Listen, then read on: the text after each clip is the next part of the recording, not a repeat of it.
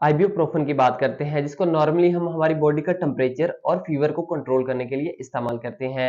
ये एक एनसेड क्लास से बिलोंग करती है, यानी कि non steroidal anti inflammatory drug है।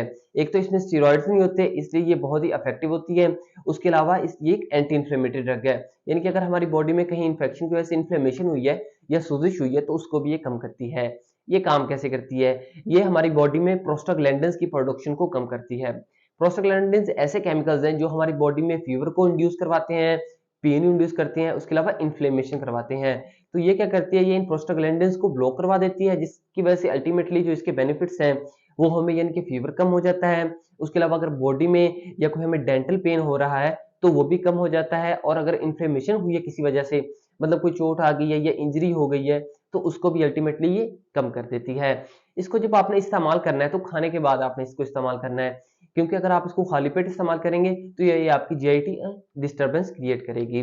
तो बात करते हैं इसके साइड इफेक्ट्स की। जो मोस्ट कॉमन इसका साइड इफेक्ट है वो स्टमक अल्सर्स हैं, क्योंकि एनसेड क्लास से बिलोंग करती है, इसलिए इसके जो मेन साइड इफेक्ट्स हैं उनमें स्टमक इंडाइजेशन आ जाती है, उसके अलावा अल्सर्स आ जाते हैं। और मोस्ट कॉमन इसको जो हम जब इस्तेमाल कर रहे होते हैं तो हम हेडेक भी फील करते हैं और सिकनेस भी फील करते हैं।